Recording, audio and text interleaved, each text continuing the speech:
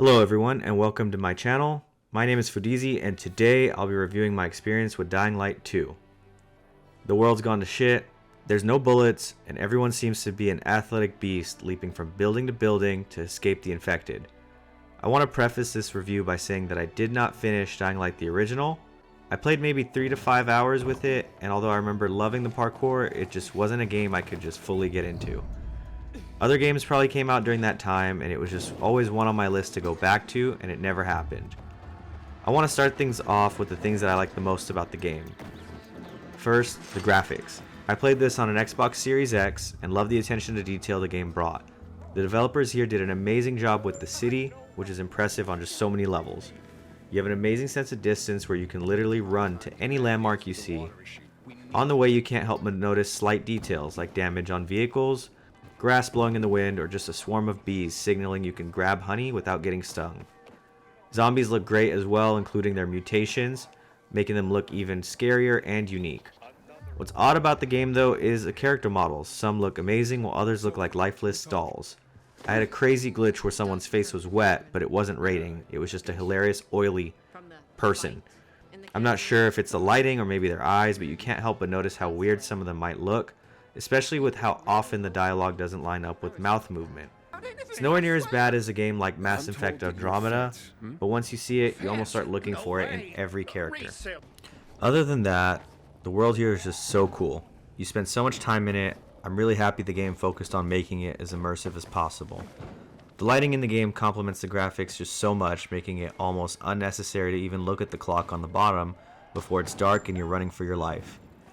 Even the darkness in the game is done so well you get an immediate sense of danger, thanks to just the atmosphere and the lack of electricity in the world.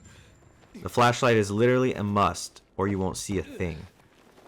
Enemy zombies also come with just a nice range. You have basic zombies, howlers that'll just scream and alert the group, infected fast zombies, zombies that spit acid, and these behemoth looking zombies with a hammer for an arm. Human enemies are really just bandits with melee weapons to some, big brute heavy hitters. You'll find some ranged enemies with bows randomly, but you'll really just see kind of the same characters. You also have some of these guys that have these weird instruments that they use to call more bandits over. Definitely focus on killing those guys first so that they don't just keep calling more reinforcements. Another positive here is just the gameplay. The gameplay is a lot of fun at first. The heart of the entire system is this athletic ability you have to parkour your way out of danger. During the daytime, zombie infections are really nowhere near as dangerous, and the city is just somewhat packed, as most are sleeping in the buildings. The zombies awaken at night and get not only more dangerous, but could chase you World War Z style. You'll find yourself leaping from building to building, scavenging for items, crafting, and occasionally needing to take down the undead, or worse, humans. Parkour system is really just a 10 out of 10, and even though I fell to my death a lot in the beginning, it was just so much fun to explore the city of Villedor. Your eyes will take a bit of adjusting, but after a few hours, you'll naturally see the pathways that the developers snuck in. The city's basically been terraformed by other survivors to help us stay vertical and safe. Nighttime gameplay takes what you know about the game and flips it. The city's so much more dangerous and people rarely go out. Here, if you fall down, zombies will start a chase sequence, and you'll need to lose them by running to a hideout and hanging by an LED. For spoiler reasons, you'll need to manage the LED well as some other LED mushrooms and an LED inhaler, making the night sequence about surviving zombies, and something else you'll see about a couple hours in the game. Sadly, the night sequences are more just atmospherically scary than really a challenge. I found myself easily making it to safety when in danger and rarely dying, unless it was just me falling off of a building on accident. There's a crafting system for weapons, consumables, and throwables. You'll have annoyingly constantly ping your survivor sense to see it, just because things are just so hard to find in the world. Merchants sell things, but nothing's really worthwhile, making them pretty pointless. Combat has no guns, so it's just hack and slash Skyrim style. The world is filled with different side missions and parkour challenges, giving a good hefty amount of hours to the game. Speaking of hours, the game was supposedly 500 hours according to the devs, and then they tapered it to about 40 if you just beeline the story missions. I can't speak for 500 hours because I'm not a time traveler, but I can't see how you could spend maybe more than 80 or 100 in the game. This really isn't a game that you could finish in a day or two. It took me, I would say, like 36 hours to finish, and by the end I was really just running through the missions. Techland, the developers of the game, do a great job of keeping content coming, so there is definitely more to come later if someone is itching to get back in. There's even a co-op system for anyone that wants to explore with a friend, making it even more fun. I didn't get a chance to play co-op, but based on my experience with the game, I could just assume that co-op has to make the game better, but I did look into it. There is no scaling system, which makes an unchallenging game even easier. Depending on how many people you're playing with, you'll probably just fly through the game. Combat started out great. You get stronger, you unlock more abilities in the combat tree, cut people up with anything like a pipe, a table leg, machete. It's really like Breath of the Wild where your weapons eventually break, so you'll find yourself always crafting new ones or just picking up new ones during fights. I personally didn't craft a thing because I just always found weapons.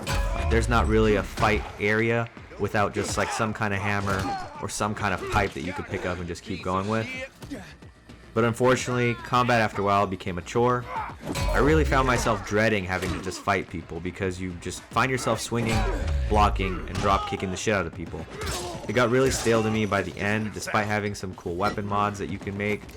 Weapons can decapitate, which always looks cool, but the loop really involves wait for an open, strike, block, strike again, block, counter, strike. You'll unlock cooler things like a more powerful attack, a shove, and some traps in the city depending on who you help out, but it just wasn't mechanically as fun as any other game's combat system, so I really just found myself trying to just rush through it. Hacking and slashing gets so old. Even by the time you have your bow, you're primarily just hacking and slashing. I really didn't even touch the bow. When it comes to bugs, I didn't have any game-breaking bugs except for some zombies that were stuck in a wall. I needed to kill them to progress forward, which kind of sucked. It was a little frustrating there. Sometimes I had weird moments where my leg felt like a stump or Mr. Fantastic's leg, and I just constantly either miss or just kick people off buildings. Combat would go from fluid to clunky where people didn't look like they could hit you, but they'd somehow just reach you. Dying Light 2 almost does everything right, but unfortunately just doesn't land cleanly for me. Don't get me wrong, I liked the initial 20-25 hours in the game, but it should have just ended right there. This brings us into the most important part of the game, and that's the storyline. The story was just not it for me. It didn't do it. The game's storyline revolves around you, a kid who was experimented on with your sister, trying to just find your sister. On the way, you meet survivors, peacekeepers who function as the cops that no one elected, and Ravager bandits. Each mission gets you closer to the city, where you're finding the guy who ran the experiments and find your sister. The problem here is that so many of these missions have literally nothing to do with the story. It doesn't focus on zombies at all in a zombie game, and the entire focus is just these people that have beef, making it more of a do this favor for me and don't get eaten kind of game. It's supposed to be a zombie survival game, but majority of the missions are just talking to people, running some kind of errand for them, and maybe getting an inch closer or a clue to finding your sister. The dialogue isn't compelling at all, and a few hours in, I found myself just reading it and skipping, just because of how bad the lip sync and dialogue even was. The issue is that with so many fetch and deliver quests, you can't help but wonder why the hell someone would do these things while their sister was in danger. This brings us into those meaningless side missions I came across that they just didn't really capture me like something like Witcher 3. The main story of finding your sister Mia and learning what experiments were done literally gets lost throughout the game. Literally the most important part of the story, and the most interesting. I also found Aiden a boring character who, despite the choices you get, doesn't really make you feel for him in any sort of way. Unfortunately, the same can be said for the rest of the characters, including Rosario Dawson, who tries her hardest to carry scenes. This just leads us to a really crappy ending that, despite me zooming through the last 10 hours, is just so unsatisfying and frustrating. You also need to play the game multiple times to see the rest of the endings. I can't include hopes in the review. I know Techland has a history of giving amazing upgrades to their game, but that's like selling you a burger and telling you it tastes okay, but will taste better 6 months from now. I was excited for the title and it started out great. Let's get this out the way. I don't think this isn't a game worth buying. I just feel like this should be a product you get on sale. The game is full of content, and that doesn't really mean anything if you don't find it interesting. The writing doesn't keep you interested. It's a zombie game that just focuses on survivors, which is fine if any of the people were cool or interesting. It's honestly hard for me to name more than 4 memorable characters, which is sad because you just talk to so many people in the game. Right. Boss battles aren't really anything more than people and zombies. You'll just slash until they die, dodging maybe their hits and just figuring out just the kind of roll of things, making it really just a chore. Parkour is great, and with the world being such an awesome place, especially when you get to the city and get the paragliding, it's just so disappointing to see how it just fumbles so hard when it comes to story. I wanted to like the game more than I did, but I honestly can't help but give it a 7 out of 10. It's an above average game with some fun sequences. Parkour system, graphics, and content is a huge plus, but the writing and content goes really as a negative here too. Sometimes there is something as too much content in a game. It'd be great to have a more focused storyline, as well as maybe some interesting side missions. Fetching loot and finding people just wasn't enough for me to continue all of the side missions in the game. I can only hope that the third game in the series, or maybe any upcoming DLC, gives us better content, because really the world was just so much fun. Well guys, that's it. That's my first review. I know it took a little while. We've got a couple other games that just came out, like Horizon and Elden Ring. They're both sitting here. I'm itching to play them. Next one up is going to be Horizon Forbidden West. I have played the first one. I'm really excited to get into this one. Drop a comment. Let me know what you guys like. The structure of this is going to be changing. I'm still figuring out the ins and outs of, like, the recording, maybe the gameplay that I'm showing. Let me know what you liked, what we could do better.